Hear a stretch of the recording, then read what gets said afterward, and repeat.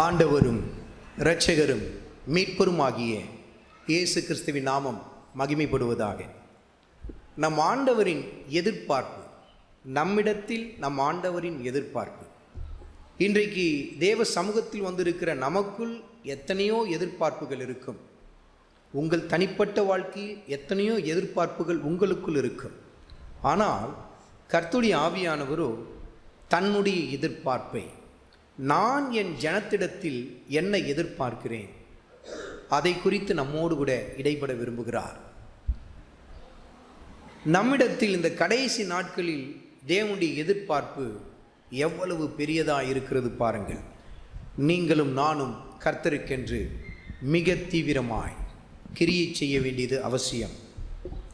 கர்த்தருடைய ஆவியானவர் இதை குறித்து நமக்கு உணர்த்தி காட்டுவதற்காக வேதத்தில் ஒரு குறிப்பிட்ட சம்பவத்தை நமக்கு சுட்டி காட்ட இருக்கிறார்.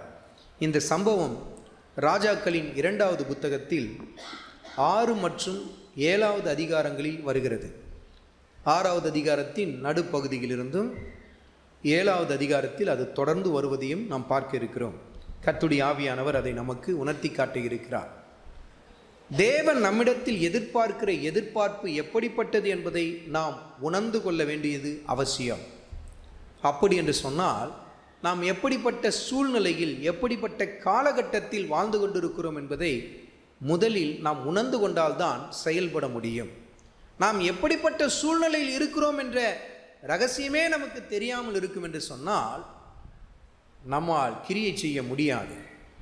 கர்த்தருடைய ஆவியானவர் முதலில் அந்த சூழ்நிலை எப்படிப்பட்டது என்பதை நமக்கு சுட்டி காட்டுகிறார்.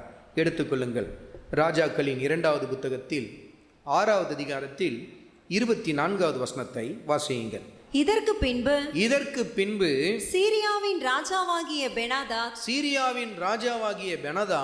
தன் ராணுவத்தை எல்லாம் கூட்டிக் கொண்டு வந்து சமாரியாவை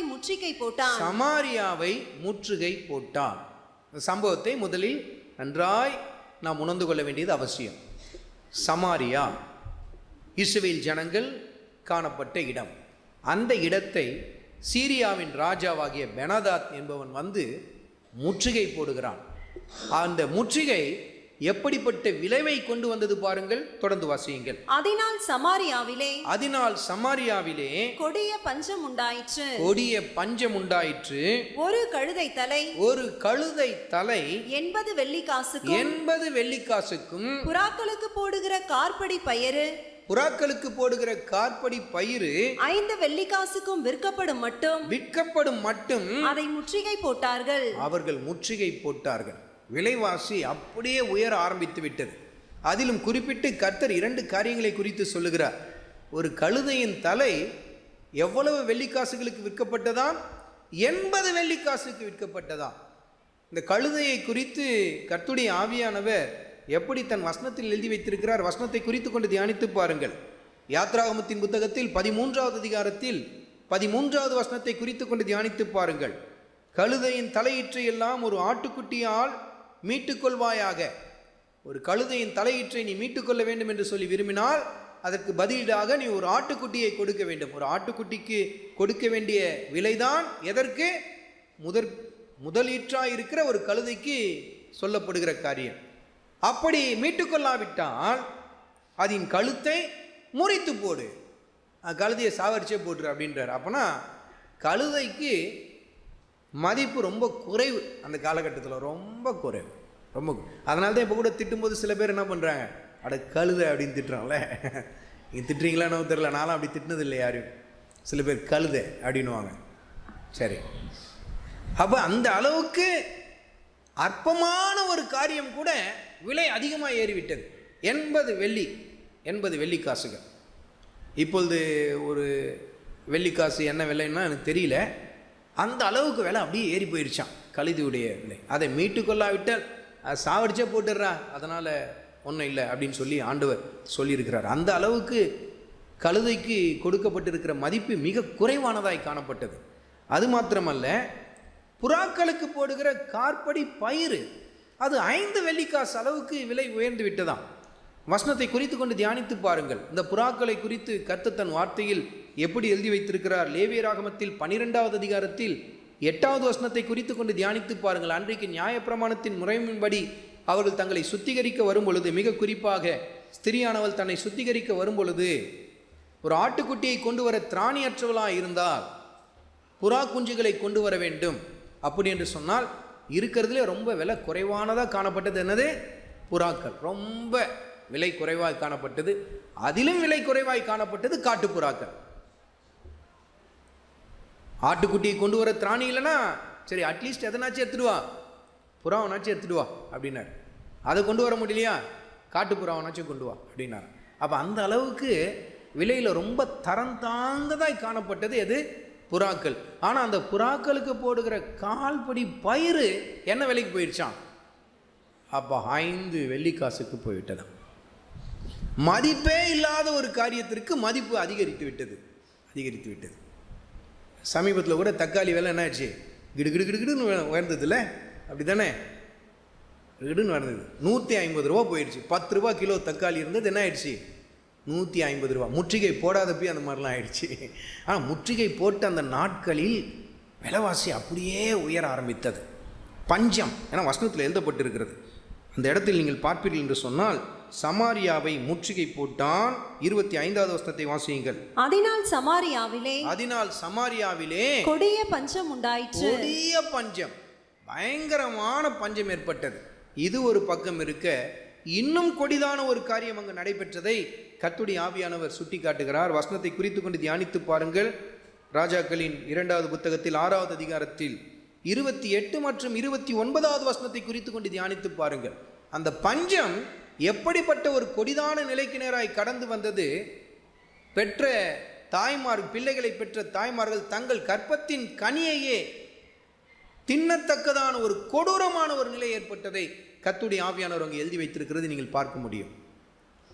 தங்க பிள்ளைகளையே என்ன பண்ணாங்களாம்? சமைச்சு சாப்பிட்டாங்க. அந்த அளவுக்கு பஞ்சம் ஏற்பட்டது. யோசித்து பாருங்க. இப்படிப்பட்ட பஞ்சத்தை நம்ம பார்த்துருக்குறோமா? நம்மளும் நம்ம வாழ்க்கையில் சில சமயத்தில் பஞ்சத்தெல்லாம் பார்த்துருக்குறோம்.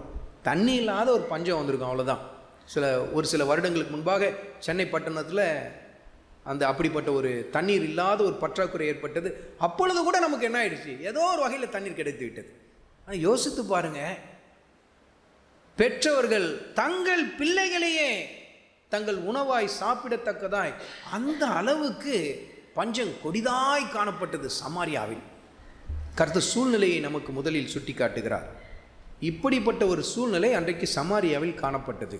இன்றைக்கு கூட பாருங்கள் எப்படிப்பட்ட ஒரு சூழ்நிலை காணப்படுகிறது. இந்த கொரோனா என்கிற நோய் தொற்றினால் எத்தனை பேர் வேலை வாய்ப்பை இழந்து விட்டாங்க, எத்தனை பேருக்கு வேலை போய்விட்டது, எத்தனை குடும்பங்கள் வறுமையில் தவித்து கொண்டிருக்கிறாங்க. ஒருவேளை உணவு கூட இல்லாமல் தவித்து கொண்டிருக்கிற எத்தனையோ குடும்பங்கள் இருக்கத்தான் செய்கிறார்கள். எத்தனையோ பேருக்கு வேலை இல்லை, வேலை இருந்தாலும் போதின வருமானம் இல்லை, கடன் பிரச்சனை, வீட்டு வாடகை கட்ட முடியாமல், பிள்ளைகளுடைய படிப்பு செலவையும் கவனிக்க முடியாமல், மிக அதிகமாய் இந்த கடந்த 2 வருடங்களாய் ஜனங்கள் அதிகமாய் நெருக்கப்படுவதை நம்ம பார்த்து கொண்டிருக்கிறோம். நம்ம வெளி உலகத்தில் போய் பார்த்தா தான் நம்மளுக்கு தெரியும் எப்படியெல்லாம் கஷ்டப்படுகிறார்கள் ஜனங்கள் என்று சொல்லி. எவ்வளவு வேதனை.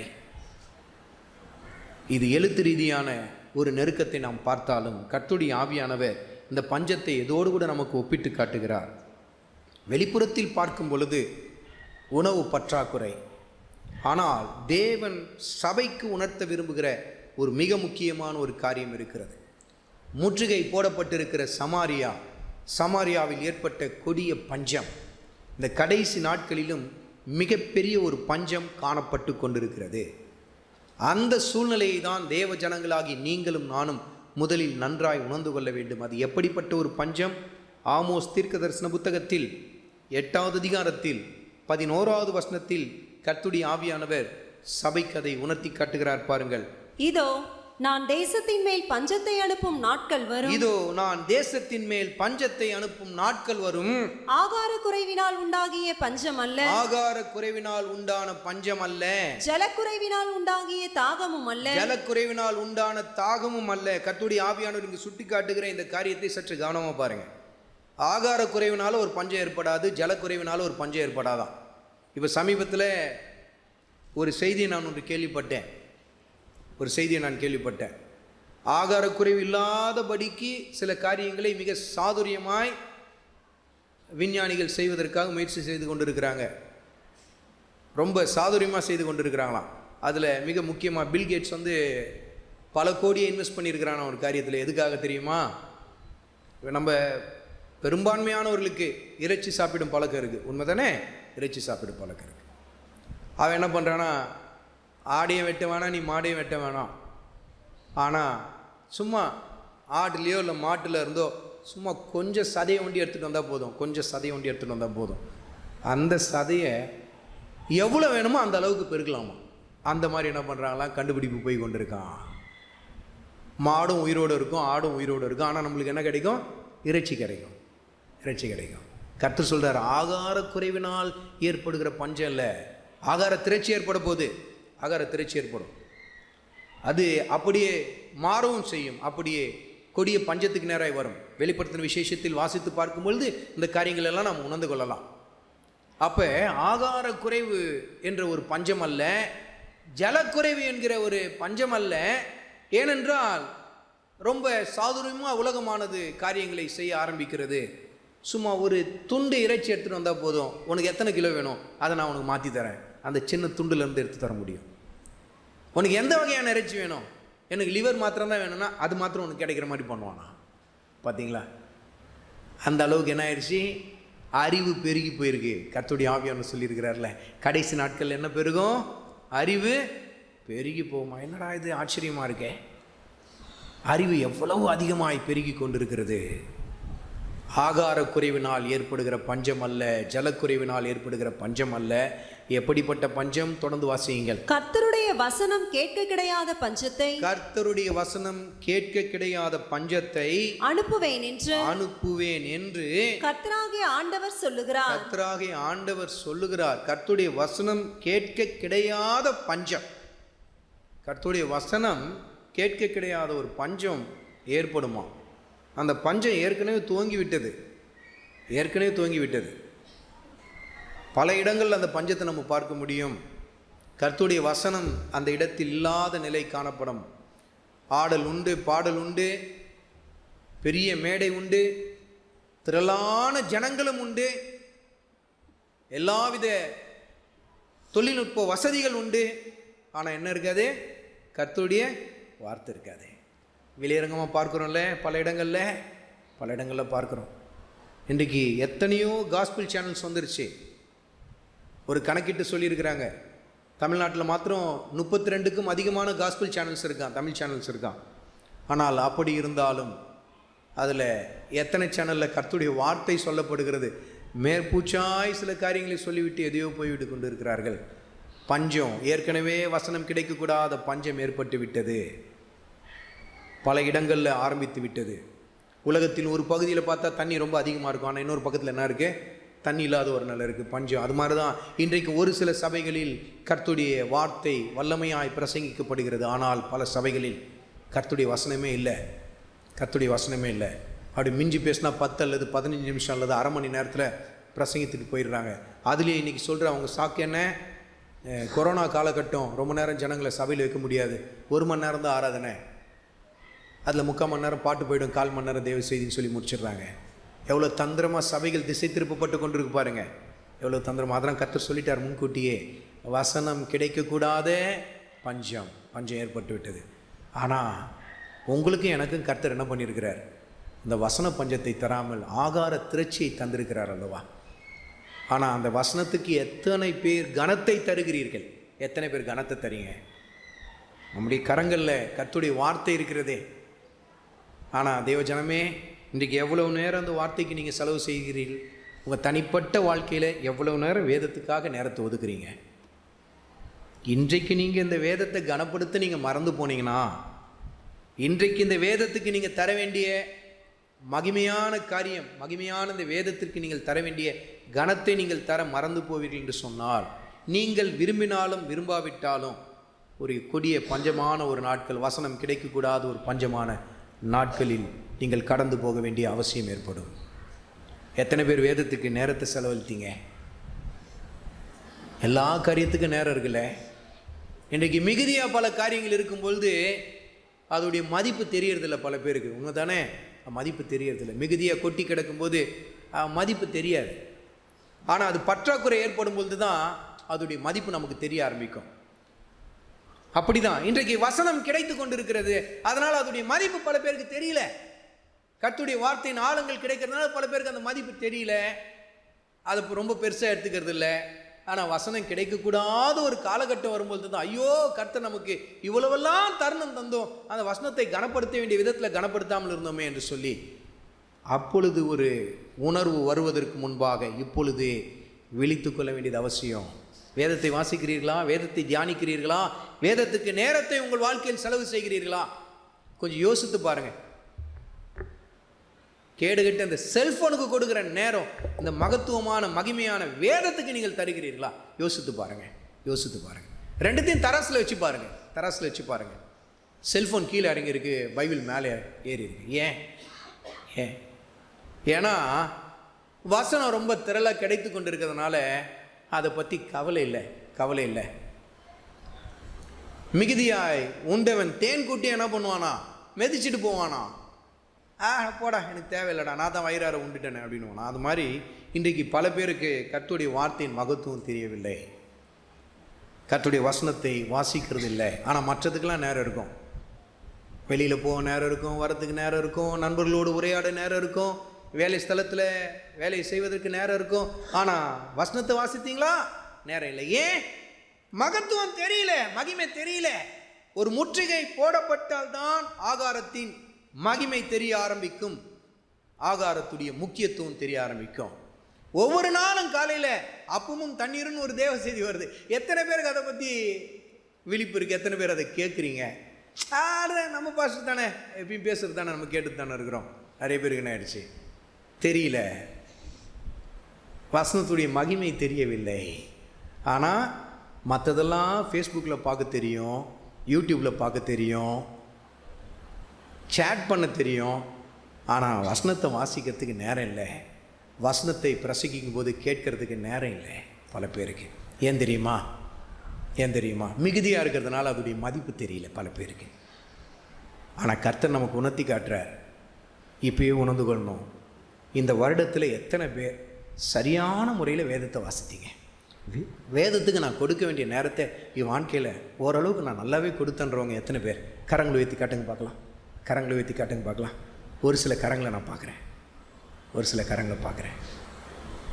ஆனால் செல்ஃபோன் உங்கள் வாழ்க்கையை எவ்வளோ ஆளுகை செய்யுது? சினிமா எத்தனை பேருடைய குடும்ப வாழ்க்கையை ஆளுகை செய்து? எத்தனை குடும்பத்தில் ஆவிக்குரிய குடும்பங்கள் என்று சொல்லி பெயர் வைத்துக்கொண்டு சபைக்கு போகிற தேவ ஜனங்கள் தான் எத்தனை பேர் சினிமா பார்த்துட்ருக்கீங்க? வெக்கப்படணும், அந்த காரியத்துக்கெலாம் நீங்கள் வெக்கப்படணும். பரிசுத்தவான்களின் ராஜாவை நம்ம சந்திக்க இருக்கிறோம். உங்கள் அறை வீடுகள் அசுத்தம் இருக்கும் என்று சொன்னால் அவரை சந்திக்க முடியாது, சந்திக்க முடியாது. தொலைக்காட்சி ஒன்று போதும், சினிமா ஒன்று போதும் உங்களை நரகத்துக்கு நேராக நடத்தி கொண்டு போவதற்கு. வேண்டாம் தேவ ஜனமே, கர்த்தருடைய வசனத்துக்கு நேரத்தை செலவழிங்க. அன்றைக்கு பாருங்கள், முற்றுகை போடப்பட்டது, பஞ்சம். கர்த்தருடைய ஆவியானவர் சுட்டி காட்டுகிறார். இன்றைக்கு வசனம் கிடைக்கக்கூடாத பஞ்சம் காணப்பட்டு கொண்டிருக்கிறது. வசனம் கிடைக்காத அந்த சூழ்நிலை ஏற்படும் பொழுது என்ன ஏற்படும்? இன்றைக்கு பல இடங்களில், பல சபைகளில், பல ஊழியங்களில் நம்ம இதை பார்க்குறோம். வசனம் போல தெரியும், ஆனால் அது வசனமாக இருக்காது, வசனமாக இருக்காது. அதை குறித்தும் கர்த்தருடைய ஆவியானவர் சுட்டி காட்டுகிறார். பாருங்கள், அந்த இடத்துல கழுதையின் தலை அந்த விலைக்கு போய்விட்டது, புறாக்களுக்கு போடுகிற அந்த பயிரும் விலை கூடிவிட்டது. ஆகாரம் என்று சொல்லி, தங்களுடைய போஜனம் என்று சொல்லி, தங்களுடைய சொந்த கர்ப்ப பிறப்புகளை அவர்கள் சாப்பிடத்தக்கதான கொடிதான ஒரு நிலை. அப்போ போஜனம் என்று சொல்லி தகாத காரியத்தை புசித்து கொண்டிருக்கிறார்கள். அப்படிப்பட்ட ஒரு கொடிதான நிலை இன்றைக்கும் அந்த நிலை காணப்பட்டு கொண்டிருக்கிறது. பாருங்க, கர்த்தருடைய ஆவியானவர் வசனத்தில் எழுதி வைத்திருக்கிறார். ஏசாயா தீர்க்கதரிசியின் புத்தகத்தில் 55வது அதிகாரத்தில் 2வது வசனத்தில் பாருங்கள், கர்த்தருடைய ஆவியானவர் அதை குறித்து எழுதி வைத்திருக்கிறார். பாருங்கள், நீங்கள் அப்பம் அல்லாததற்காக பணத்தையும், அப்பம் அல்லாததற்காக பணத்தையும், திருப்தி செய்யாத பொருளுக்காக, திருப்தி செய்யாத பொருளுக்காக உங்கள் பிரயாசத்தையும் செலவழிப்பானேன், உங்கள் பிரயாசத்தையும் செலவழிப்பானேன். இன்றைக்கு தேவ ஜனங்களில் ஒரு கூட்டம் எப்படித்தானே, அப்பம் இல்லாத காரியத்துக்காக தங்களுடைய பிரயாசத்தை செலவு செய்து கொண்டிருக்கிறாங்க. அது அப்பம் நினைச்சு கொண்டிருக்கிறாங்க, ஆனால் அதனுடைய வாழ்க்கையில் விஷமாய் செயல்பட்டு கொண்டிருக்கிறது.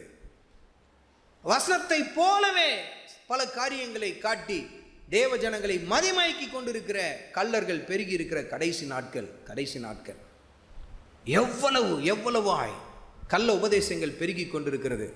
ஆனால் பாருங்க, அப்படிப்பட்ட இடங்களில் தான் ஜனங்கள் என்ன பண்ணுறாங்க? திரளாய் கூடி சேருகிறார்கள்.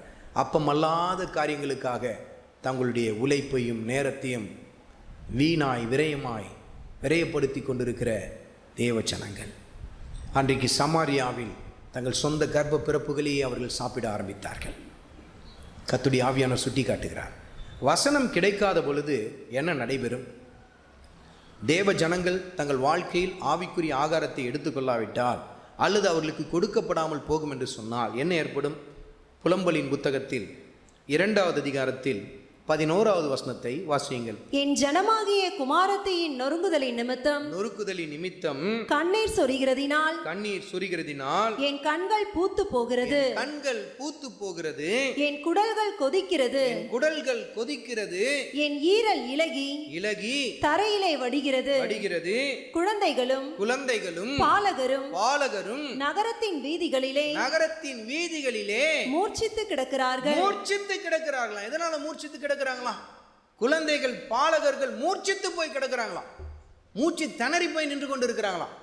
அந்த மூச்சு திணறல் எதனால் ஏற்பட்டதாம்? தொடர்ந்து வாசியுங்கள்.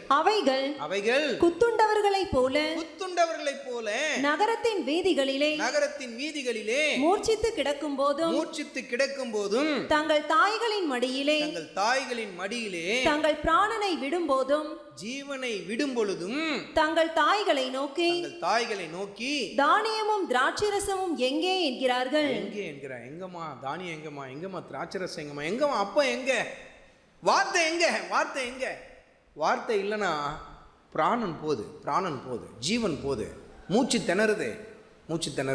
கர்த்தருடைய வார்த்தை இல்லாத இடத்தில் இந்த மூச்சு திணறுகள் ஏற்பட தான் செய்யும். நல்லா இருக்கிறது போல தான் தெரியும், ஆவிக்குரிய வாழ்க்கையில் ரொம்ப நல்லா இருக்கிறது போல தான் தெரியும், பகட்டான வாழ்க்கையை காணப்படும். ஆனால் தெய்வீக சுவாசம் அவர்களுக்குள் இருக்காது. ஆவிக்குரிய மனிதன் செத்த நிலையில் குற்றுயிராய் அந்த இடத்தில் காணப்பட்டு கொண்டிருப்பான். எத்தனை இடத்தில் இப்படிப்பட்ட நிலைமை ஏற்படுகிறது. காரணம் என்ன? தானியமும் திராட்சரசமும் எங்கே? வசனம் எங்கே? வசனம் இல்லாத இடத்துல இப்படிப்பட்ட நிலை தான் ஏற்படும். சமாரியாவில் அன்றைக்கு பஞ்சம். அப்படிப்பட்ட ஒரு பஞ்ச நிலைதான் ஒட்டுமொத்த உலகத்திலும் காணப்பட்டு கொண்டிருக்கிறது. கர்த்தருடைய வசனம் கிடைக்கக்கூடாத ஒரு பஞ்சம் காணப்பட்டு கொண்டிருக்கிறது. கொஞ்சம் கொஞ்சமாக அந்த பஞ்சம் பெருகி கொண்டிருக்கிறது. ரகசிய வருகையின் போது கர்த்தருடைய சபையாகிய நாம் எடுத்துக்கொள்ளப்பட்டவுடன் அந்த பஞ்சம் உச்சகட்ட நிலையை போய் அடையும். இப்பொழுதே நீங்களும் நானும் விழித்துக்கொள்ளணும். கர்த்தருடைய வார்த்தைக்கு கொடுக்க வேண்டிய கனத்தை நம்ம கொடுக்கணும். நேரத்தை செலவழிக்கணும். நேரத்துக்கு கர்த்தருடைய வார்த்தைக்கு பல மணி நேரங்களை நம்ம செலவழிக்கணும். படித்து கொண்டே இருக்க வேண்டும், தியானித்து கொண்டே இருக்க வேண்டும். இப்படிப்பட்ட சூழ்நிலையில் கர்த்தருடைய ஆவியானவர் மிக குறிப்பாக ஒரு சம்பவத்தை நமக்கு சுட்டி காட்டுகிறார். இதுதான் ரொம்ப முக்கியம். நம்மிடத்தில் கர்த்தர் என்ன எதிர்பார்க்குறார்? இப்போ எல்லா பக்கமும் பஞ்சம், கர்த்தருடைய வசனம் கிடைக்கக்கூடாத பஞ்சம். ஜனங்கள் பாவத்தில் மடிந்து கொண்டிருக்கிறார்கள். தேவ ஜனங்களில் பல பேருக்குள் வசனம் என்பது என்னவென்பதே தெரியவில்லை. மறுரூபமற்ற ஒரு வாழ்க்கை வாழ்ந்து கொண்டிருக்கிறார்கள். கீழ்ப்படியாத ஒரு வாழ்க்கை, உலகத்தோடு கூட ஒட்டின ஒரு வாழ்க்கை, மூர்ச்சித்து போய் கொண்டிருக்கிறார்கள். இப்படிப்பட்ட காலகட்டத்தில் நாம் என்ன செய்ய வேண்டும்? அதை தான் கர்த்தருடைய ஆவியானவர் நமக்கு அந்த இடத்துல சுட்டி காட்டுகிறார். அந்த இடத்தில் மிக குறிப்பாய் ஒரு சம்பவத்தை கர்த்தருடைய ஆவியானவர் எழுதி வைத்திருக்கிறார். 7வது அதிகாரத்தில் 3வது வசனத்தை வாசியுங்கள். குஷ்டரோகிகளாகிய 4 பேர் ஒளிமுக வாசலில் இருந்தார்கள். குஷ்டரோகிகள் 4 பேர் எந்த இடத்துல இருந்தாங்களா? ஒளிமுக வாசல் என்று சொன்னால் நகரத்திற்கு நுழைவாசல், அதுதான் அந்த இடத்தில் இருக்கிறார்கள். ஏன் அவர்கள் நகரத்திற்கு வெளியே அந்த நுழைவாயிலில் நின்று கொண்டிருக்கிறார்கள்? வசனத்தை குறித்து கொண்டு தியானித்து பாருங்கள். லேவியராகமத்தில் 13வது அதிகாரத்தில் 46வது வசனத்தை குறித்து கொண்டு தியானித்து பாருங்கள். அவன் குடியிருப்பு பாளையத்திற்கு புறம்பே இருக்க கடவது என்று சொல்லி கர்த்தருடைய ஆவியானவர் எழுதி வைத்திருக்கிறார். குஷ்டரோகிகள் பாளையத்துக்கு புறம்பே தள்ளப்பட்டு இருக்க வேண்டும். அவருடைய குடியிருப்பு பாளையத்துக்கு புறம்பே இருக்க வேண்டும். அதனால்தான் அவர்கள் ஒளிமுக வாசலில் அவர்கள் காணப்பட்டார்கள். ஒலிமுக வாசலில் அவர்கள் தங்கியிருக்கிறார்கள். அப்படிப்பட்ட சூழ்நிலையில் அவர்கள் தங்களுக்குள் பேசிக்கொண்டிருந்த காரியத்தை முதலில் கர்த்தருடைய ஆவியானவர் நமக்கு சுட்டி காட்டுகிறார். 3வது வசனத்தை வாசியுங்கள். குஷ்டரோகிகளான 4 பேர் ஒளிமுக வாசலில் இருந்தார்கள். அவர்கள் ஒருவரை ஒருவர் நோக்கி நாம் இங்கே இருந்து சாக வேண்டியது என்ன? இப்படியே செத்து போறதுல என்னையா இருக்கு அர்த்தம்? இங்க இருந்து சாக வேண்டியது என்ன? இப்படியே செத்து போனா என்னையா பிரயோஜனம்? என்ன பிரயோஜனம்? அப்போ அவர்கள் இன்னும் அந்த உரையாடல் தொடர்கிறது. தொடர்ந்து வாசியுங்கள். பட்டணத்திற்குள் போவோம் என்றாலும் பட்டணத்தில் பஞ்சம் உண்டாயிருக்கிறதினால் அங்கே சாவோம். நாம் இங்கே இருந்தாலும் சாவோம். ஆகையால் இப்பொழுது சீரியருடைய இராணுவத்திற்கு போவோம் வாருங்கள். அவர்கள் நம்மை உயிரோடே வைத்தால் பிழைக்கிறோம். நம்மை கொன்றால் சாகிறோம் என்று சொல்லி அப்போ அவங்க பேசுறது என்ன? டேய், எப்படியா இருந்தாலும் செத்து தான் போகிறோம். இங்கே இருந்தாலும் என்ன பண்ண போகிறோம்? சாவ போகிறோம். பட்டணத்துக்குள்ளே போனாலும் என்னது? பஞ்சம், அங்கேயும் சாவ போகிறோம். சீரியருடைய இராணுவத்துக்குள்ளே போனாலும் அவன் விட்டு வச்சானா பிழைப்போம், இல்லாட்டினா அங்கேயும் சாவ போகிறோம். அப்போனா அவங்களுக்குள்ள ஒரு தெளிவு வருது. குஷ்டரோகிகளுக்குள் முதலில் ஒரு வெளிச்சம் உதிக்கிறது. அது என்ன? என்னைக்கு இருந்தாலும் ஒரு நாள் நம்ம என்ன பண்ண போகிறோம்? சாவ போகிறோம். உண்மைதானே? என்னைக்கு இருந்தாலும் ஒரு நாள் நம்ம என்ன பண்ண போகிறோம்? சாவ போகிறோம் தானே? உண்மையா இல்லையா? இந்த ரகசியம் நம்மளுக்கு முதல்ல தெரியணும். என்னைக்கோ ஒரு நாள் நம்ம சாவ போகிறோம். நம்ம வேணான்னு சொன்னாலும் நம்ம வாழ்க்கையில் தவிர்க்க முடியாது. என்னதான் பண்ணாலும் தள்ளி போடவும் முடியாது, சீக்கிரமாகவும் எடுத்துக்கவும் முடியாது. அந்த நேரத்தில் துல்லியமாக அது நம்ம வாழ்க்கையில் அந்த மரணம் ஏற்படும். அல்லது கர்த்தருடைய வருகை அதற்கு முன்பாக வந்திருக்கும் என்று சொன்னால் நம்ம எடுத்துக்கொள்ளப்படுவோம். அப்போ எப்படியோ நம்ம சாக போகிறோம். பட்டணத்தில் இருந்தாலும் சாக போகிறோம், இங்கே இருந்தாலும் சாக போகிறோம், அங்கே போனாலும் சாக போகிறோம். சாக போகிற நம்ம ஒரு தீர்மானம் எடுக்கலாம்யா அப்படின்னு சொல்லி ஒரு தீர்மானம் எடுத்தாங்களாம். தீர்மானத்தை எடுத்தவங்க யாரு? குஷ்டரோகிகள். கர்த்தருடைய ஆவியானவர் சபைக்கு உணர்த்தி காட்டுகிற காரியம். என் ஜனமே, ஒரு ரகசியத்தை முதல்ல உணர்ந்துகொள். என்னைக்கா இருந்தாலும் ஒரு நாள் நீ என்ன பண்ண போகிற? சாவ போகிற. ஆனால் சாவறதுக்கு முன்னாடி ஒரு தீர்மானத்தை எடுத்துடு. அந்த தீர்மானம் தான் ரொம்ப முக்கியமான ஒரு தீர்மானம். என் ஜீவன் என்னைக்காவது ஒரு நாள் போகுது. ஆனால் அந்த ஜீவன் யாருக்காக போகிறது? எப்படி போகிறது? இந்த ரகசியத்தை தேவ ஜனங்களாகி நீங்களும் நானும் உணர்ந்து கொள்ள வேண்டும். அந்த குஷ்டரோகிகள் அந்த உறுதியான ஒரு தீர்மானத்தை எடுத்து என்ன செய்கிறார்களாம் பாருங்கள். 4வது வசனத்தை வாசியுங்கள். பட்டணத்திற்குள் போவோம் என்றாலும் பட்டணத்தில் பஞ்சம் உண்டாயிருக்கிறதினால் அங்கே சாவோம் என்று சொல்லி ஒரு தீர்மானம் எடுத்துவிட்டு 5வது வசனத்தில் வாசியுங்கள். சீரியருடைய இராணுவத்திற்கு போக இருட்டோடே எழுந்திருந்து சீரியருடைய பாளையத்தின் முன்னணியில் வந்தார்கள். அங்கே ஒருவரும் இல்லை. தீர்மானத்தோடு கூட வந்துட்டாங்க. அவர்கள் எடுத்த முதல் தீர்மானம், அவர்கள் எடுத்த 2 தீர்மானத்தை கர்த்தருடைய ஆவியானவர் இந்த நாளிலே சபைக்கு சுட்டி காட்ட இருக்கிறார். அதில் முதல் தீர்மானம் தான் இது. என்னது? எப்படியா இருந்தாலும் சாவ போகிறோம், வாடா துணிந்து போகலாம். அங்கே எங்கே போகலாம்? சீரியருடைய இராணுவத்துக்கு போகலாம், எதிரியுடைய இராணுவத்துக்கு நம்ம போகலாம். எப்படியா இருந்தாலும் சாவ போகிறோம். இங்கே இருந்தாலும் நம்ம உயிர் பிரிய போகுது.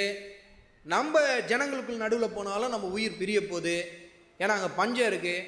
ஆகாரம் இருந்தாலும் அவனுங்க கல்லில் அடித்து நம்மளை சாவடிச்சிடுவானுங்க. எப்படியா இருந்தாலும் சாவ போகிறோம். அப்போ நம்ம எங்கே போகலாம்? சீரியருடைய இராணுவத்துக்கு போகலாம். இன்றைக்கி கர்த்தருடைய ஆவியானவர் நமக்கு உணர்த்தி காட்டுகிற முதல் காரியம், சபையானது எடுக்க வேண்டிய முதல் தீர்மானம். என்னைக்கு இருந்தாலும் ஒரு நாள் நம்ம உயிர் பிரியத்தான் போகுது. ஆனால் அதுக்கு முன்பாக எதிரியின் பாளையத்தை போய் ஒரு கை பார்த்துட்டு வரணும். அந்த தீர்மானத்தை தான் கர்த்தருடைய ஆவியானவர் நமக்கு சொல்கிறார். எதிரியுடைய பாளையத்துக்குள்ளே நம்ம நுழையணும்னு கர்த்தர் சொல்கிறார். இன்றைக்கி நம்ம வாழ்க்கையில் எடுக்க வேண்டிய முதல் தீர்மானம். அவர்கள் அந்த தீர்மானத்தை எடுத்து அந்த இடத்தில் போனார்கள். ஒருவரையும் அந்த இடத்தில் காணவில்லை என்று சொன்னவுடன் அவள் செய்த காரியத்தை பாருங்கள். 8வது வசனத்தை வாசியுங்கள். அந்த குஷ்டரோகிகள் பாளையத்தின் முன்னணி மட்டும் வந்தபோது ஒரு கூடாரத்திற்குள் பிரவேசித்து புசித்து குடித்து அதிலிருந்து வெள்ளியையும்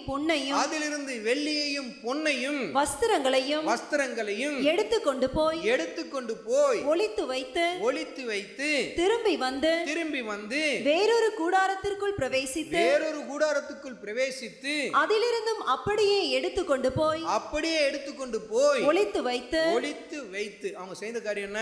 முதல்ல ஒரு கூடாரத்துக்குள்ள போனாங்களாம். யாரும் இல்லைன்னு தெரிஞ்சோன்னு ஒரு கூடாரத்துக்கு போனா பசி, பயங்கர பசி. முதல்ல இருக்கிறதெல்லாம் சாப்பிட்டு முடிச்சான், புசித்தான், குடித்தான். அடுத்து என்ன இருக்கா? அங்கே வஸ்திரம்லாம் வேற இருந்திருக்கான். எல்லாத்தையும் வஸ்திரம், வெள்ளி, பொன் எல்லாத்தையும் எடுத்துகிட்டு போய் என்ன பண்ணியாச்சு? பதுக்கி வச்சாச்சு. எங்கே பதுக்கி வச்சாங்களோ தெரியல, எங்கேயோ ஒரு இடத்துல பதுக்கி வச்சாச்சு. அடுத்த கூடாரத்துக்கு போகிறாங்களாம், அதையே செய்கிறாங்களாம். அப்போ இந்த கூடாரத்துலேருந்து அடுத்த கூடாரத்துக்கு போகிறாங்க. அந்த கூடாரத்தை விட்டு வெளியில் வந்துட்டாங்க. அந்த கூடாரத்தை விட்டு வெளியில் வந்து 3வது கூடாரத்துக்கு போகிறதுக்கு முன்பாக அவர்களுக்குள் நடைபெற்ற மிக முக்கியமான ஒரு காரியம், சபை உணர்ந்து கொள்ள வேண்டிய மிக முக்கியமான ஒரு ரகசியம். 3வது கூடாரத்துக்குள் போவதற்கு முன்பாக அவர்களுக்குள் ஏற்பட்ட ஒரு மாற்றத்தை பாருங்க. 9வது வசனத்தை வாசியுங்கள். பின்பு அவர்கள் ஒருவரை ஒருவர் நோக்கி நாம் செய்கிறது நியாயம் அல்ல. நாம செய்யறது என்ன இல்லை? நியாயம் இல்லையா? நம்ம செய்யறது நியாயம் இல்லையா? முதல்ல அவங்க 4 பேரும் சம்பாஷித்து கொண்டாங்க. என்ன சம்பாஷித்து கொண்டாங்க? டேய், எப்படியா இருந்தாலும் சாவதாண்டா போகிறோம். அந்த சம்பாஷணை பார்த்தீங்களா? எப்படியா இருந்தாலும் நம்ம என்ன பண்ண போகிறோம்? சாவதான் போகிறோம். அதனால் ஒரு காரியத்தை செய்யலாம் அப்படின்னு சொல்லி ஒரு தீர்மானம் எடுத்தாங்களாம். திரும்ப சாப்பிட்டு முடித்தாங்க, குடித்தாங்க, எல்லாத்தையும் எடுத்துன்னு வந்து பதுக்கி வச்சுட்டு அடுத்து பேசுகிறாங்களாம். ஒருத்தர் முகத்தை ஒருத்தர் பார்த்துட்டு, நம்ம செய்கிறது என்ன இல்லை? சரியில்லை. சுயநலமாக தான் தொடங்கினாங்க, சுயநலமாக தான் போனாங்க. அங்கே போய் சாப்பிட்டுட்டு வரலாம், என்ன நடக்கட்டும்டா, போகலாண்டா அப்படின்னு போனாங்க. ஆனால் அந்த சுயநலவாதிகளாக இருந்தாலும் அவங்களுக்குள்ள ஒரு மாற்றம் ஏற்பட்டது. பார்த்தீங்களா? என்னது? நம்ம செய்கிறது சரியில்லை. நம்ம பட்டணத்தில் ஜனங்கள் பஞ்சத்தில் அவதிப்பட்டு கொண்டிருக்க, சொந்த கற்பக்கனிகளே அவர்கள் சாப்பிட்டு கொண்டிருக்க, ஒரு தண்ணீர் கிடைக்காமல் இவ்வளவு வேதனைப்பட்டு கொண்டிருக்க, நம்ம புசித்து குடித்து ஒவ்வொன்றையும் பதுக்கி வைக்கிறது சரிதானா? அவர்களுக்குள்ளாகவே ஒரு சம்பாஷணை நடைபெறுகிறது. கர்த்தருடைய ஆவியானவர் உங்களோடு கூட இடைபடுகிறார். ரட்சிப்பை பெற்று, தேவனுடைய தொடுதலை பெற்று, தேவ சமூகத்தில் வந்து ஆண்டவரை துதித்து பாடுதல் நல்லது தான். வெளியில் உலகத்தில் இருந்த கூடாரத்திலிருந்து புறப்பட்டு வந்து தேவனுடைய கூடாரத்துக்குள் வந்து விட்டோம். ஆனால் இந்த கூடாரத்திலிருந்து மகிமையின் கூடாரத்துக்குள்ளே பிரவேசிக்கிறதுக்கு முன்பாக நமக்குள்ளே ஒரு குற்ற உணர்வு ஏற்படணும். அது என்ன தெரியுமா? நம்ம செய்கிறது சரியில்லை. இப்படி ஒவ்வொன்றா சேர்த்து வச்சுட்ருக்குறோமே, ஒவ்வொன்றா பதுக்கி வைத்து கொண்டு இருக்கிறோமே, நம்ம வயிறார சாப்பிட்றோமே, நான், எனது, என் குடும்பம், என் பிள்ளைங்க, என் கணவன், என் மனைவி, ஏன் உற்றத்தார், உறவினர் என்று சொல்லி ஒரு குறுகின கட்டத்திலேயே, ஒரு வட்டத்திலே நான் சுற்றி வந்துட்டுருக்கிறேனே, இது சரியில்லையா? இது சரியில்லை. கர்த்தருடைய ஆவியானவர் நம்மோடு கூட இடைப்படுகிறார். மகனே, மகளே, கர்த்தர் உன்னோடு கூட இடைப்படுகிறார். ஒரு இடத்துல இருந்து இன்னொரு இடத்துக்கு போனேன், எடுத்து பதுக்கி கொண்டு வைத்த, அடுத்த இடத்துல இருந்து இன்னொரு இடத்துக்கு போன உடனே மனசு கேட்கல அந்த மனுஷனுக்குள்ள, நம்ம செய்யறது சரியில்லையே ஐயா. ஜனங்களுடைய அவலக்குரல் நம்முடைய காதுகளில் கேட்டுக்கொண்டிருக்கிறதே. ஒவ்வொரு நாளும் சிசுக்கள் கொலை செய்யப்பட்டு கொண்டிருக்கிறார்களே, ஒவ்வொரு நாளும் மரண ஓலம் நம்முடைய தேசத்தில் கேட்டுக்கொண்டிருக்கிறதே. ஆனால் நாம ஒரு கூடாரத்தில் போய் புசித்து குடித்து விட்டு, அடுத்த கூடாரத்துக்குள்ளேயும் வந்து புசித்து குடித்து விட்டு, எல்லாவற்றையும் சேர்த்து வைத்து விட்டு இன்னொரு கூடாரத்துக்கு போகலான்னு நம்ம நினைக்கிறோமே, அது சரியா? கர்த்தருடைய ஆவியானவரை தான் கேட்குறார். இன்றைக்கி சபையிடத்தில் பார்த்து கர்த்தருடைய ஆவியானவர் கேட்கிற காரியம் இதுதான். என் மகனே, என் மகளே, நீ செய்வது சரிதானா? மகிமையான கூடாரத்துக்குள்ளே நீ போகிற, மகிமையான கூடாரத்துக்குள்ளே போகிற, அவருடைய வாசஸ்தலத்துக்குள்ளே. ஆனால் அந்த மகிமையான கூடாரத்துக்குள்ளே போவதற்கு முன்பாக நீ செய்வது சரியான்னு கொஞ்சம் நிதானித்து பாரு. நீ, உனது, உன் குடும்பம் என்று சொல்லி ஒரு குறுகின வட்டத்துக்குள்ளேயே சுற்றி சுற்றி வந்து ஒரு சுயநலவாதியாக ஓட்டத்தை ஓடிக்கொண்டிருக்கிறியே, இது சரிதானா? வெளியில் பாரு, எத்தனை பேர் இயேசு இல்லாமல் மரித்து கொண்டிருக்கிறார்கள், எத்தனை பேர் தங்கள் பிராணனை இழந்து கொண்டிருக்கிறார்கள், நித்திய ஜீவனுக்கு தூரமாய் விலகி போய் கொண்டிருக்கிறாங்க. பாருங்களேன், 2வது கூடாரத்தை விட்டு வெளியில் வந்த உடனே அந்த மனுஷனுக்குள்ள ஒரு மாற்றம் ஏற்பட்டது. ஆனால் இன்றைக்கு பாருங்கள், தேவ ஜனங்களுக்குள் எத்தனை பேருக்குள் அந்த மாற்றம் ஏற்பட்டது. இன்றைக்கு உங்கள் வாழ்க்கையில் உங்கள் பிள்ளைகளுக்கு நீங்கள் சேர்த்து வைத்திருக்கிறீங்க. சேர்த்து வச்சிங்களோ சேர்த்து வைக்கலையோ அது வேறு. சில பேர் நல்லா சேர்த்து வச்சுருப்பீங்க, ஆனாலும் உங்களுக்குள் ஆசை அடங்கினதா? இன்னும் சேர்த்து வைக்கணும், இன்னும் சேர்த்து வைக்கணும், இன்னும் சேர்த்து வைக்கணும், இன்னும் நான் நல்லா பதுக்கி வைக்கணும், இப்படி தானே மனசு ஓடிக்கொண்டிருக்கேன். அது இந்த டிசம்பர் மாதத்தில் எத்தனை கடையாக ஏறி இறங்குறீங்க. வாங்கினது போதாது போதாதுன்னு சொல்லி எத்தனை பேர் வாங்கி குவித்து கொண்டு இருக்கிறீங்க. ஆனால் எத்தனை பேர் இயேசு இல்லாமல் மூர்ச்சித்து போய் கொண்டிருக்கிறார்கள். யோசித்து பார்த்தீங்களா? கர்த்தருடைய வார்த்தை நமக்கு கிடைக்கிறது, ஆனால் எத்தனை பேருக்கு கர்த்தருடைய வார்த்தை கிடைக்காமல் மூர்ச்சித்து போய் கொண்டிருக்கிறார்கள். அவர்களை குறித்து நமக்கு குற்ற உணர்வு ஏற்பட்டதா? 4 குஷ்டரோகிகளுக்குள் சடுதியில் குற்ற உணர்வு ஏற்பட்டு விட்டது. ஆனால் இன்றைக்கு எத்தனையோ வருடமாய் சபைக்குள் வந்தும் கர்த்தருடைய வார்த்தையை கேட்டும் கர்த்தருடைய தொடுதலை பெற்றும் எத்தனை பேருக்குள் சுவிசேஷ பாரம் ஏற்பட்டது. சுவிசேஷத்தை அறிவிப்பதற்கு வாங்கன்னு சொல்லி புறப்பட்டு வாங்கன்னு சொன்னால் எத்தனை பேர் புறப்பட்டு வரீங்க? எத்தனை பேருக்குள் அந்த பாரம் ஏற்பட்டது? எத்தனை பேர் உங்கள் வீட்டில் அருகில் இருக்கிறவர்களை குறித்து பாரப்பட்டீர்கள்? இன்னைக்கு என் வீட்டின் தலைவர் இயேசு என்று சொல்லி நீங்கள் எழுதி வைத்திருக்கிறீர்கள், ஆனால் அந்த வீட்டில் இருள் ஆளுகை செய்து கொண்டிருக்கிறதே. அந்த ஜனங்களின் அவலக்குரல் உங்கள் காதுகளில் கேட்கவில்லையா? அவங்களுக்காக ஜெபித்தீங்களா? அவங்களுக்காக கர்த்தருடைய வார்த்தையை சுமந்து கொண்டு போனீங்களா? அல்லது சுவிசேஷம் அறிவிப்பதற்காக கர்த்தர் உங்களை அழைத்த பொழுது பார்த்துக்கலாம், வேற ஒரு நாள் பார்த்துக்கலாம், எனக்கு இந்த வேலை இருக்குது, எனக்கு அந்த வேலை இருக்குது, நான் என்னால் போக முடியாது, கர்த்தருடைய ஆவியானவர் உங்களோடு கூட இடைபடுகிறார். இன்றைக்கு சுயநலவாதிகளாகவே பல பேர் தங்கள் ஓட்டத்தை ஓடிக்கொண்டே இருக்கிறீர்கள். குஷ்டரோகிகளுக்குள் ஏற்பட்ட ஒரு மாற்றம். மீண்டும் அந்த வசனத்தை வாசியுங்கள். பின்பு அவர்கள் ஒருவரை ஒருவர் நோக்கி நாம் செய்கிறது நியாயம் அல்ல, நம்ம செய்கிற இந்த காரியம் கொஞ்சம் கூட நியாயம் இல்லைப்பா. அவங்க சொல்ற வார்த்தையை பாருங்க, நம்ம செய்கிற இந்த காரியம் கொஞ்சம் கூட நியாயம் இல்லை. இப்படி சுயநலவாதிகளாய் நீங்கள் ஓட்டத்தை ஓடிக்கொண்டே இருப்பீர்கள் என்று சொன்னால் நீங்கள் நியாயமற்ற ஒரு காரியத்தை செய்து கொண்டிருக்கிறீர்கள் என்று சொல்லி கர்த்தருடைய ஆவியானவர் உங்களோடு கூட இடைப்பட்டு கொண்டிருக்கிறார். சுவிசேஷ பாரம் உங்களுக்குள் ஏற்பட்டதா? மற்ற ஜனங்களை குறித்த ஒரு கண்ணீர் உங்கள் கண்களிலிருந்து வடிந்து வருகிறதா? இன்றைக்கு உங்களை பற்றியும் உங்கள் குடும்பத்தை பற்றியும் மாத்திரமே நீங்கள் யோசித்துக் கொண்டிருப்பீர்கள் என்று சொன்னால் கர்த்தர் சொல்றார், நம்ம செய்கிறது சரியில்லை, நீ செய்கிறது சரியில்லைன்னு சொல்லி கர்த்தருடைய ஆவியானவர் சொல்லுகிறார். ஒரு அருமையான ஒரு பாடல் ஒன்று இருக்கிறது. ஃபாதர் பெர்க்மன்ஸ் ரொம்ப அருமையான பாடல் பாடினார். சுவிசேஷ பாரம் ஒன்றே ஏன் சுமையாக மாற வேண்டும் என்று சொல்லி பாடினார். இன்றைக்கி நமக்குள்ளே என்ன பாரம் இருக்குது? நம்ம குடும்பத்தை பற்றி பாரம் தான் இருக்குது, நம்ம பிள்ளைங்களை பற்றி தான் நம்ம யோசிக்கிறோம். அப்போ அவங்க அந்த முதல் கூடாரத்துக்குள்ளே போனவுடனே அவன் என்ன பண்ணுவான்? எதையோ பார்க்குறான், இது எனக்கு வேணும், இது எனக்கு வேணும், ஒவ்வொன்றும் எடுத்துகிட்டு போய் பதுக்கி வச்சிடுறாங்க. அடுத்து இன்னொரு கூடாரத்துக்கு போனாங்க, இன்னும் பதுக்கி வச்சாங்க. நினச்சிருந்தா 3வது கூடாரத்துக்கு அவங்க போயிருக்கலாம், 3வது கூடாரத்துக்கு. ஆனால் அந்த 4 பேருக்குள்ளே ஏற்பட்ட அந்த குற்ற உணர்வு பார்த்தீங்களா இன்னைக்கு? ஆனால் குடும்பத்தில் பாருங்க, கணவனுக்குள்ள குற்ற உணர்வு ஏற்படுது. நம்ம கர்த்தருடைய வார்த்தை அறிவிக்க போனோம், சுவிசேஷத்தை சுமந்து போனோம், ஆனால் மனைவிக்குள்ளே ஏற்படுறது இல்லை. சில இடத்துல மனைவிக்குள்ளே ஏற்பட்டுரும், நம்ம கர்த்தருக்காக எழுப்பி போகணும்னு நினைப்போம், ஆனால் கணவன் அதெல்லாம் வேணாம் விடு.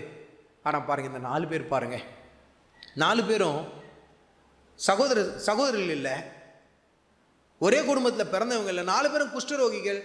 ஒருத்தர் முகத்தை அவங்க இதுவரையிலும் பார்த்துருக்க மாட்டாங்க. குஷ்டரோகிகள் என்று சொல்லி அவர்களுக்கு அந்த வியாதி வந்த பிற்பாடு தான், ஒளிமுக வாசலில் தள்ளப்பட்ட பின்பு தான் அவர்கள் சந்தித்திருக்கிறார்கள். ஆனால் அவர்களுக்குள் ஏற்பட்ட அந்த ஒரு மனதை பார்த்தீங்களா? ஆனால் இன்றைக்கு உங்கள் குடும்பத்தில் எத்தனை பேர் குற்ற உணர்வு உங்களுக்குள் ஏற்பட்டிருக்கிறது?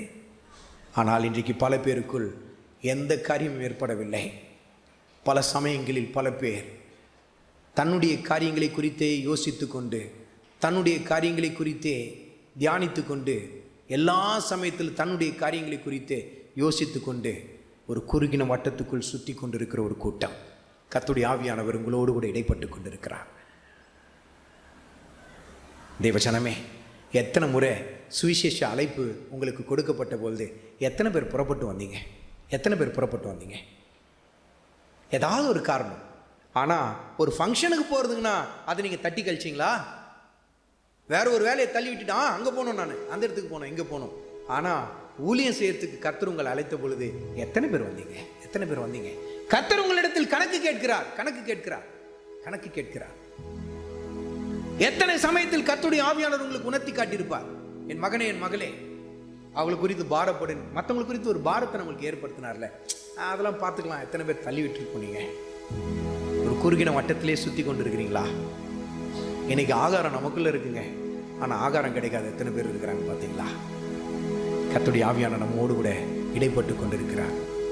சுவிசேஷ பாரம் ஒன்றே என் சுமையாக மாற வேண்டும். சுவிசேஷ பாரம் ஒன்றே என் சுமையாக மாற வேண்டும். என் தேச எங்கும் உந்தன் நாமம் சொல்ல வேண்டும். என் தேச எங்கும் உந்தன் நாமம் சொல்ல வேண்டும். நம்ம பாரம் என்ன பாரமா இருக்கு? நம்ம பாரம் என்னவா இருக்கு? இந்த 4 குஷ்டரோகிகள் பாரப்பட்டிருந்தா என்ன சொல்லியிருக்கலாம்? நம்மளை கல்லில் அடித்து துரத்துனவங்க தானே அவனுங்க, ஒளிமுக வாசலில் நம்மளுக்கு புறம்பா தள்ளினவங்க தானே அவங்க. அப்படிப்பட்டவங்களுக்கு என்ன நடந்தாலும் நடந்துட்டு போட்டோம், அப்படி இல்லை. பாரப்படுறான் பாருங்களேன். தன் தேசத்தை குறித்த ஒரு பாரம், தன் ஜனங்களை குறித்த ஒரு பாரம். இன்றைக்கு உங்கள் உற்றார் உறவினரை குறித்த ஒரு பாரம் உங்களுக்குள் ஏற்பட்டதா? அந்த பாரம் எங்கே தம்மா தொடங்கும்? அந்த பாரம் உங்களுக்குள்ளே ஏற்பட்டதுன்னா முதல்ல நீங்கள் ஜெபிக்க ஆரம்பிப்பீங்க, ஜெபிக்க ஆரம்பிப்பீங்க. அந்த குஷ்டரோகிகளுக்குள் ஏற்பட்ட அந்த மாற்றம். இப்படி கூடாரமாக நம்ம போய் கொண்டு இருக்க முடியாது. நாம் செய்கிறது சரியில்லை. இன்றைக்கி தேவஜனமே, இன்றைக்கி உங்கள் குடும்பத்துக்காக மாத்திரம் நீங்கள் ஜெபித்து கொண்டே இருக்கிறீங்களா? உங்கள் பிள்ளைகளுக்காக மாத்திரமே நீங்கள் ஜெபித்து கொண்டு இருக்கிறீங்களா? அல்லது எனக்கு இன்னும் செழிப்பு வேணும், இன்னும் செழிப்பு வேணும்னு சொல்லி இன்னும் எப்படி பொருளையும் பொன்னையும் தேடலாம் என்று சொல்லி ஓடிக்கொண்டிருக்கிறீர்களா? இன்னைக்கு தேவ ஜனங்களுக்குள் கலந்திருக்கிற பொருளாசை என்கிற ஒரு அரக்கன் தேவ ஜனங்களை ஆட்டி படைத்து கொண்டிருக்கிறான். தேவ ஜனங்களுக்குள்ள தான் எத்தனை பேருக்குள்ள பொருளாசை, போதும் என்கிற மனசே இல்லை அவங்களுக்குள்ள. இன்னும் வேண்டும், இன்னும் வேண்டும், இன்னும் வேண்டும் என்று சொல்லி தங்களையே உருவ குத்தி கொண்டிருக்கிற தேவ ஜனங்கள். கர்த்தருடைய ஆவியானவர் உங்களோடு கூட இடைபடுகிறார். பாரப்படுங்கள், பாரப்படுங்கள். சுவிசேஷ பாரம் ஒன்றே என் சுமையாக மாற வேண்டும். சுவிசேஷ பாரம் ஒன்றே என் சுமையாக மாற வேண்டும்.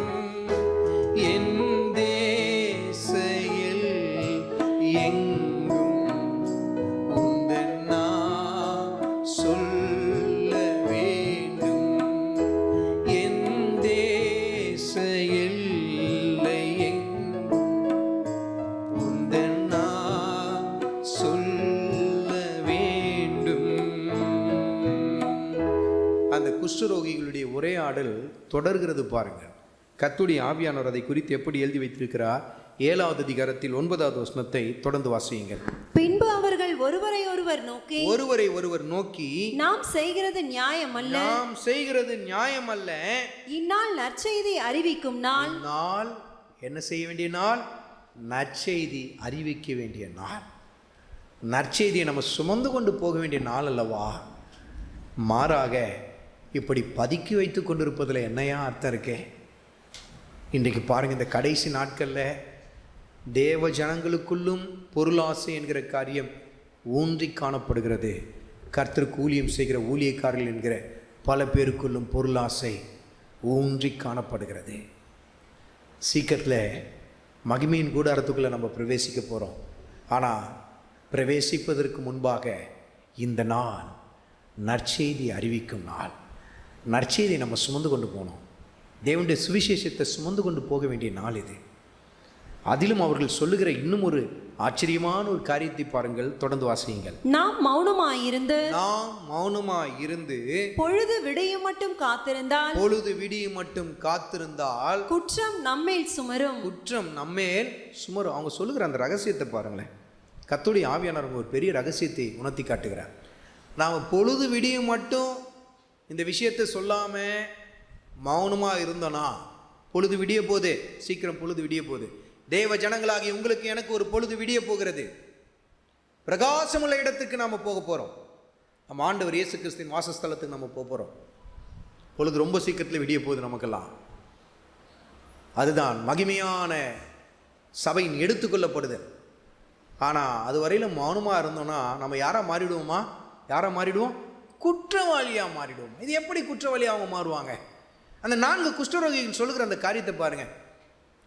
பொழுது விடிய மட்டும் நம்ம மௌனமாக இருந்து இந்த விஷயத்தை நம்ம சொல்லாமல் இருந்தோம்னா, இந்த நற்செய்தியை நம்ம சொல்லாமல் இருந்தோம்னா, நாம் சொல்லாமல் இருக்கிறதுனால அந்த நற்செய்தி போய் அவர்களை போய் அடையாதுன்னு நினைக்காதீங்க. கர்த்தருடைய சுவிசேஷத்தை நீங்கள் சொல்லாவிட்டால், நான் சொல்லாவிட்டால் அந்த சுவிசேஷம் போய் சேராதுன்னு சொல்லி நினைக்காதீங்க. எப்படி அந்த சுவிசேஷம் போய் சேர்ந்துடும், நற்செய்தி போய் சேர்ந்துடும்.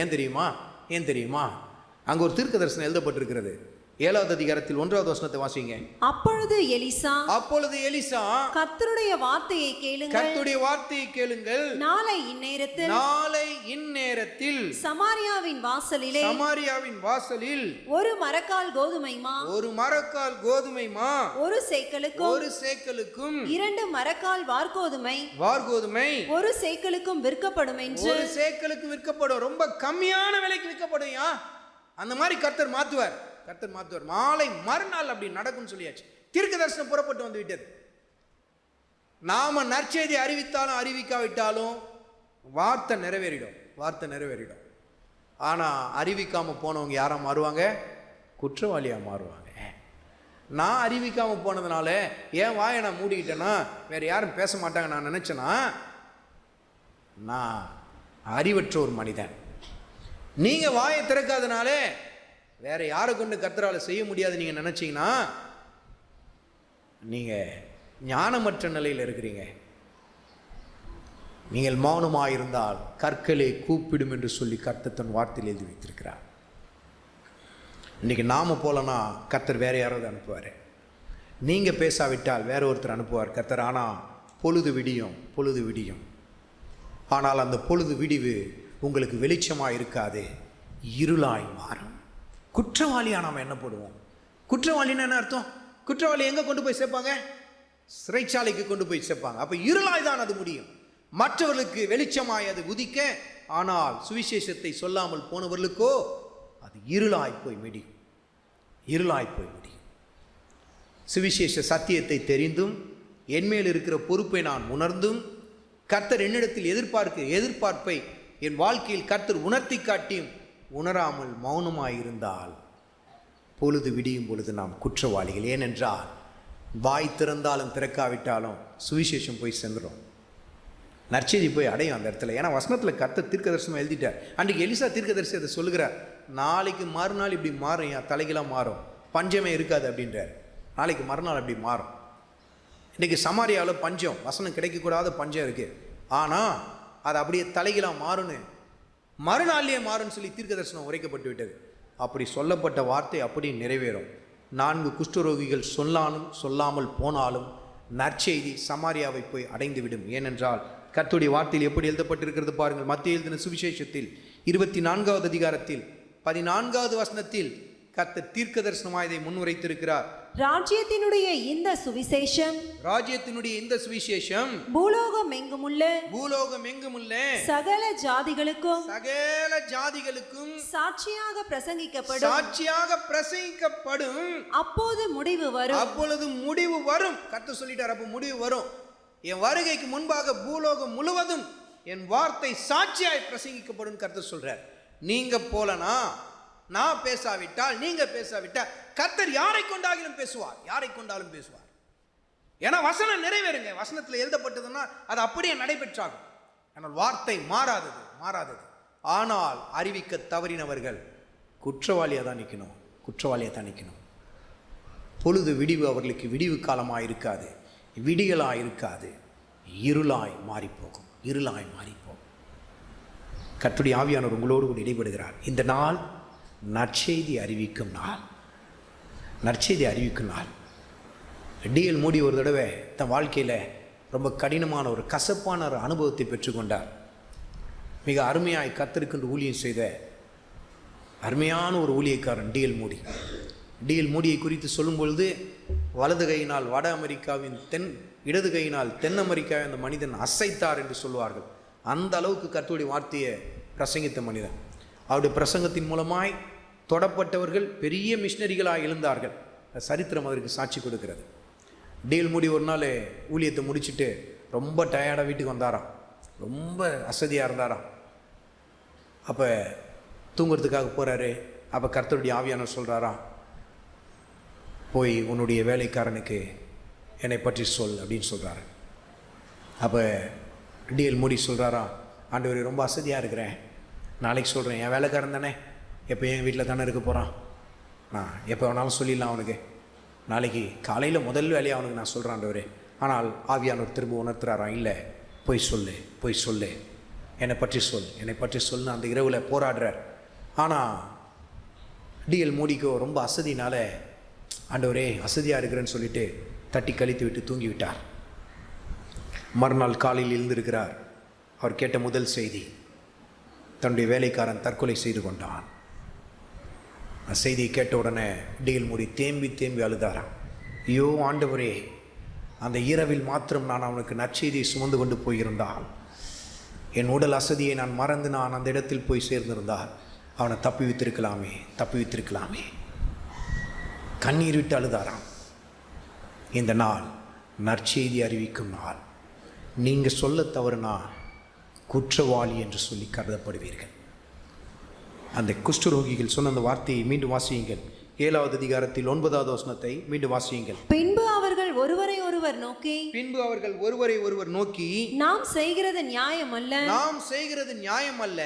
இந்நாள் நற்செய்தி அறிவிக்கும் நாள், நாம் மௌனமாயிருந்து பொழுது விடியும் மட்டும் காத்திருந்தால் குற்றம் நம்மேல் சுமரும். அப்படின்னா பொழுது விடியட்டையா, இருட்டா இருக்கு, இப்போ போய் சொல்ல முடியாது. இன்னைக்கு பல பேர் சுவிசேஷத்தை சொல்லுவதற்கு பல சாக்குப்போக்குகள் சொல்றீங்களே. நம்ம சபையில் சுவிசேஷ ஊழியத்தை செய்வதற்காக எவ்வளோ உற்சாகப்படுத்தி பல காரியங்கள் செய்தாலும் பங்கெடுக்கிறவர்கள் தான் பங்கெடுக்கிறாங்க. மற்றவங்களாம் என்ன சொல்லுவீங்க, பார்க்கலாம் அப்புறமா வரேன், நான் எனக்கு இங்கே இந்த வேலை இருக்குது, அந்த வேலை இருக்குது, நான் இங்கே போகணும் அங்கே போகணும், இல்லை அடுத்த வாரம் பார்த்துக்கலாம். எத்தனை பேர் சாக்குப்போக்கு சொல்லியிருக்கிறீங்களே. பொழுது விடியும் மட்டும் காத்திருந்தா, ஏய் இந்த டைம் வேணாண்டா, இருட்டாக இருக்குடா, இப்போ போய் சொல்ல முடியாதுடா, கொஞ்சம் விடிட்டோம், அப்போ போய் பார்த்துக்கலாம், அப்போ போய் சொல்லலாம். அது வரலாம் நம்ம வெயிட் பண்ணோம்னா, நம்ம சூழ்நிலை மாறட்டும் என்று சொல்லி நாம் காத்திருப்போம் என்று சொன்னால் நம்ம குற்றவாளியாக மாறிடுவோம். இன்றைக்கி நீங்கள் சாக்குப்போக்கு சொல்லி கொண்டு இருக்கலாம். எத்தனையோ என் குடும்பத்திலேயே இவ்வளோ பிரச்சனை இருக்குது, என் வீட்டிலேயே இவ்வளோ பிரச்சனை இருக்குது, என் ஜெபத்துக்கே பதில் கிடைக்கல, என்னுடைய காரியங்களே இன்னும் மாறல, எத்தனையோ காரியங்களை நீங்கள் வருஷப்படுத்தி கர்த்தருடைய காரியங்களை பின்னுக்கு தள்ளி கொண்டு இருக்கலாம். இந்த குஷ்டரோகிகளும் எத்தனையோ காரியங்களை வருஷப்படுத்தி இருக்கலாம். இந்த ஜனங்கள் தானே எங்களை ஒளிமுக வாசலுக்கு துரத்தினவர்கள், இந்த ஜனங்கள் தானே எங்களை பட்டணத்துக்கு புறம்பே தள்ளினவர்கள். ஏன் எங்கிருந்தோ ஒரு மனுஷன் சுகத்தை பெற்றுக்கொண்டான் குஷ்டரோகத்திலிருந்து, எலிசா தீர்க்கதரிசி இடத்துலேருந்து. ஆனால் எலிசா தீர்க்கதரிசி இருக்கிற அதே இடத்துல வாசம் பண்ணுற எங்களுக்குள்ள குஷ்டரோகம் இருக்கே, எங்கள் ஜெபத்தை கர்த்தர் கேட்கவில்லையே, எங்கள் வாழ்க்கையில் அற்புதம் செய்யலையேன்னு சொல்லி ஒரு சாக்கு போக்கு சொல்லி விலகி போயிருக்கலாம். சுவிசேஷம் சொல்லாமல் இருப்பதற்கு எத்தனையோ காரியங்கள் நீங்கள் பட்டியலிடலாம். ஆனால் அவைகள் எல்லாம் உங்களை குற்றமற்றவர்களாய் மாற்றிவிட முடியாது. உங்களை குற்றவாளி கூண்டில் தான் வந்து நிறுத்தும். நீங்கள் உங்கள் குடும்ப காரியத்தை சுட்டி காட்டி நீங்கள் சொல்லலாம், என் குடும்பத்தில் எவ்வளோ பிரச்சனை இருக்கே, இவ்வளோ போராட்டம் இருக்கே, இப்படி இருக்க, நான் நற்செய்தி சுமந்து கொண்டு போகிறதா, என் குடும்பம் மாறட்டேன், அதுக்கப்புறம் நான் செய்கிறேன் சொல்லலாம். பொழுது விடியும் மட்டும் நீங்கள் காத்திருப்பீர்கள் என்று சொன்னால் குற்றவாளிகளாய் மாற்றப்படுவீர்கள். அடுத்த கூடாரத்துக்கு போகிறோம், மகிமையான கூடாரத்துக்குள்ளே பிரவேசிக்க போகிறோம். ஆனால் அந்த கூடாரத்துக்குள்ளே பிரவேசிப்பதற்கு முன்பாக நற்செய்தியை நம்ம சுமந்து கொண்டு போகாவிட்டால் எப்படி போக முடியும்? இரண்டாவது தீர்மானம் எடுக்கிறார்கள். என்ன தீர்மானம்? ராஜாவுக்கு அந்த செய்தியை நாங்கள் சொல்ல போகிறோம். ஆனால் அவங்க யாரே? குஷ்டரோகிகள். எப்படி ஐயா தடையை தாண்டி கொண்டு போவது? தேசத்துக்குள்ளே நம்ம போக முடியாது, ஏன்னா நாமளோ தீட்டுப்பட்டவர்கள். ஜனங்கள் நம்மை பார்த்த மாத்திரத்தில் கல்லெறிவார்கள் அல்லவா, எப்படி போவது? அடுத்த தீர்மானம் எடுக்கிறாங்க. என்ன தீர்மானமா? வாசியுங்கள். இப்போதும் நாம் போய் ராஜாவின் அரண்மனையாருக்கு இதை அறிவிப்போம், வாருங்கள் என்று சொல்லி 9வது வசனத்தின் கடைசி பகுதியில் எழுதப்பட்டிருக்கிறது. 10வது வசனத்தை வாசியுங்கள். அப்படியே அவர்கள் வந்து பட்டணத்து வாசல் காவலாளனை நோக்கி கூப்பிட்டு, நாங்கள் சீரியரின் பாளையத்திற்கு போய் வந்தோம், அங்கே ஒருவரும் இல்லை, ஒரு மனுஷனுடைய சத்தமும் இல்லை, கட்டியிருக்கிற குதிரைகளும் கட்டியிருக்கிற கழுதைகளும் கூடாரங்களும் இருந்த பிரகாரம் இருக்கிறது என்று அவர்களுக்கு சொன்னார்கள். தடையை தாண்டி வராங்க. அடுத்த தீர்மானம் அதுதான். எனக்குள்ள நிறைய பலகீனம் இருக்கு ஐயா, என் குடும்பத்திலே கேட்கப்படாத ஜெபங்கள் நிறையா இருக்கு, பரவாயில்ல, எனக்குள்ளேயும் 1000 கேள்விகள் இருக்கு. இந்த கேள்விகள்லாம் எனக்கு பதில் கிடைச்சாதான் நான் கர்த்தருக்கு ஊழியம் செய்வேன், இது செய்வேன், அதை செய்வேன்னு சொல்லிட்டு நான் இருக்கிறது இல்லை. நான் தடையை தாண்டி வருகிறேன் என்று சொல்லி 4 குஷ்டரோகிகளும் புறப்பட்டு வந்து ஒலிமுக வாசலில் இருக்கிற காவலாளர்களிடத்தில் நற்செய்தியை அறிவிக்கிறார்கள். நீங்கள் கர்த்தருக்கென்று எடுத்து வைக்கிற அடிகள் அதோடு கூட நின்று விடுவது இல்லை. பாளையத்திற்கு, எதிரியின் பாளையத்துக்கு போகிறேன் என்று சொல்லி அவர்கள் எடுத்த தீர்மானம். கர்த்தர் அந்த இடத்திலே ஆச்சரியமான காரியத்தை செய்தார். 6வது வசனத்தை குறித்து கொண்டு தியானித்து பாருங்கள். ஆண்டவர் சீரியரின் இராணுவத்திற்கு ரதங்களின் இரைச்சலையும் குதிரைகளின் இரைச்சலையும் மகா இராணுவத்தின் இரைச்சலையும் கேட்க பண்ணினதினால் பெரிய சத்தத்தை கர்த்தர் அந்த இடத்தில் முழங்க பண்ணினார். சீரியன் அத்தனை பேரும் தன் ஜீவன் தப்போ ஓடி போய்விட்டான். இன்றைக்கு நாம் கர்த்தருடைய சுவிசேஷத்தை சுமந்து கொண்டு நம்ம போனோம்னு வச்சிங்களேன், கர்த்தர் நமக்காக கிரியை செய்ய ஆரம்பிப்பார். அந்த இடத்துல கிரியை செய்ய ஆரம்பிப்பார். இன்றைக்கு பல சமயத்தில் பல காரியங்கள் நம்மை தடுக்கும். நமக்குள் இருக்கிற பல கேள்விகள் நம்மை தடுத்து கொண்டு இருக்கும். இது இப்படி இருக்கே, அது அப்படி இருக்கே, நம்ம என்ன செய்ய முடியும், இந்த இடத்துல நம்ம எப்படி போய் சொல்ல முடியும், இப்படியெல்லாம் சொல்லி தயங்கி கொண்டிருக்கலாம். ஆனால் தடைகளை தாண்டுங்கள் என்று சொல்லி கர்த்தருடைய ஆவியானவர் சொல்லுகிறார். தடைகளை தாண்டி போங்கள், என் கரம் உங்களோடு கூட இருக்கும் என்று சொல்லுகிறார். அன்றைக்கு கர்த்தர் பெரிய அசைவு உண்டு பண்ணினார். வசனத்தில் எப்படி எழுதப்பட்டிருக்கிறது பாருங்கள். கர்த்தருடைய வார்த்தையில் எப்படி எழுதப்பட்டிருக்கிற 7வது அதிகாரத்தில் 11வது வசனத்தை வாசியுங்கள். அப்பொழுது அவன் வாசல் காக்கிற மற்றவர்களை கூப்பிட்டான். அவர்கள் உள்ளே போய் ராஜாவின் அரண்மனையாருக்கு அதை அறிவித்தார்கள். ராஜாவின் அரண்மனைக்கு போய் சேருகிற நற்செய்தி எங்கிருந்து புறப்பட்டு வருகிறது? ஒலிமுக வாசலில் இருந்த 4 குஷ்டரோகிகள். ஒரு குஷ்டரோகிகளை என் ஆண்டவரால் பயன்படுத்த முடியும் என்று சொன்னால், தேவாவியினால் தாகம் தீர்க்கப்பட்ட உங்களையும் என்னையும் ஏன் அவரால் பயன்படுத்த முடியாது? 4 குஷ்டரோகிகள், புறம்பே தள்ளப்பட்டவர்களை கர்த்தரால் பயன்படுத்த முடியும் என்று சொன்னார். சேர்த்து கொள்ளப்பட்ட நம்மை கொண்டு நம் ஆண்டவர் மகிமையான காரியங்களை செய்வார் அல்லவா? கர்த்தருடைய ஆவியானவர் அங்கு இன்னும் ஒரு ரகசியத்தை எழுதி வைத்திருக்கிறார். குஷ்டரோகிகள் கொண்டு போன அந்த நற்செய்தி மிகப்பெரிய ஒரு மாற்றத்தை கொண்டு வந்தது. அது மாத்திரமல்ல, மிகவும் கவனிக்கப்பட வேண்டிய ஒரு காரியம். 7வது அதிகாரத்தில் 16வது வசனத்தை வாசியுங்கள். அப்பொழுது ஜனங்கள் புறப்பட்டு சீரியரின் பாளையத்தை கொள்ளையிட்டார்கள். கர்த்தருடைய வார்த்தையின்படியே ஒரு மரக்கால் கோதுமை மா ஒரு சேக்கலுக்கும் 2 மரக்கால் வார்கோதுமை ஒரு சேக்கலுக்கும் விற்கப்பட்டது. கர்த்தருடைய வார்த்தை அந்த இடத்தில் நிறைவேறினது. பாருங்க, இன்றைக்கு நீங்களும் நானும் கர்த்தருக்கென்று ஒரு அடியை எடுத்து வைக்கிறோம் என்று சொன்னால் தீர்க்க தரிசனங்களை நிறைவேற்றுவதற்காக கர்த்தர் அங்கு ஏதுவை உண்டாக்குகிறார் பாருங்க. அந்த 4 குஷ்டரோகியில் எடுத்து வைத்த ஒவ்வொரு அடியிலும் கர்த்தருடைய தீர்க்க தரிசனம் அங்கே நிறைவேறி கொண்டே இருந்தது பாருங்க. இன்றைக்கு அப்படிதான். இன்னைக்கு நம்ம சுவிசேஷத்தை நம்ம சொல்ல ஆரம்பிக்கிறோம்னா கர்த்தருடைய வருகைக்காக நம்ம அந்த தீர்க்க தரிசனத்தை நிறைவேற்றுவதற்கான ஆயத்த பணிகளை நம்ம செய்து கொண்டிருக்கிறோம். ஏன்னா கர்த்தருடைய வசனத்தில் ரொம்ப தெளிவாக எழுதப்பட்டிருக்கிறது. ராஜ்யத்தின் இந்த சுவிசேஷம் பூலோகம் எங்கும் சாட்சியாய் அறிவிக்கப்படும், அப்பொழுது முடிவு வரும். அப்போ நம்ம பிரசங்கிக்கிறோம் அப்படின்னு சொன்னோன்னா முடிவு வருகிறது என்ற அந்த தீர்க்க தரிசன வசனத்துக்கான காரியங்களை நாம் ஆயத்தப்படுத்தி கொண்டிருக்கிறோம். அங்கே தீர்க்க தரிசனம் நிறைவேறினது. இன்றைக்கு நீங்களும் நானும் கர்த்தருக்கு என்று எடுத்து வைத்து செய்கிற ஒவ்வொரு அடிகளிலும் கர்த்தருடைய வார்த்தை நிறைவேறுகிறது. தேவ ஜனமே, ஒரு குறுகின வட்டத்தில் சுற்றி கொண்டிருக்கிறத விட்டு வெளியில் வாங்க. உங்கள் கண்களை ஏறெடுத்து பாருங்கள். உங்கள் பக்கத்து வீட்டில் இருக்கிறவங்கள பாருங்கள். எத்தனை பேர் இயேசு இல்லாமல் தங்கள் வாழ்க்கையை வாழ்ந்து கொண்டு இருக்கிறாங்க. இன்றைக்கு ஏன் பல பேரினால் அவர்களிடத்தில் ஆண்டவரை குறித்து சொல்ல முடியவில்லை? ஏனென்றால் உங்கள் வாழ்க்கையின் சாட்சி சீர்கெட்டு போயிருக்கிறது, அதனால் போய் சொல்ல முடியல. ஆனால் கர்த்தருக்கென்று சாட்சியுள்ள வாழ்க்கை நீங்கள் வாழ்ந்தீங்கன்னா நிச்சயமாக கர்த்தருடைய வார்த்தையை சுமந்து கொண்டு நீங்கள் போவீங்க. ஐயோ சொன்னால் ஏற்றுக்குவாங்களா, ஐயோ என் வீட்டில் என்ன சொல்லுவாங்க, வேண்டாம். பொழுது விடியும் மட்டும் நீங்கள் காத்திருப்பீர்கள் என்று சொன்னால் குற்றவாளிகளாக மாறுவீங்க. அதனால்தான் இந்த ரகசியத்தை உணர்ந்து கொண்டு தான் அப்போஸ்தலனாகிய பவுல் சபைக்கு ஒரு ஆச்சரியமான ரகசியத்தை உணர்த்தி காட்டுகிறார். வாசியுங்கள். கொரிந்திய சபைக்கு எழுதின முதல் நிருபத்தில் 9வது அதிகாரத்தில் 16வது வசனத்தில் சபைக்கு மிகப்பெரிய ஒரு ரகசியத்தை உணர்த்தி காட்டுகிறார். வாசியுங்கள். சுவிசேஷத்தை நான் பிரசங்கித்து வந்தும் மேன்மை பாராட்ட எனக்கு இடமில்லை.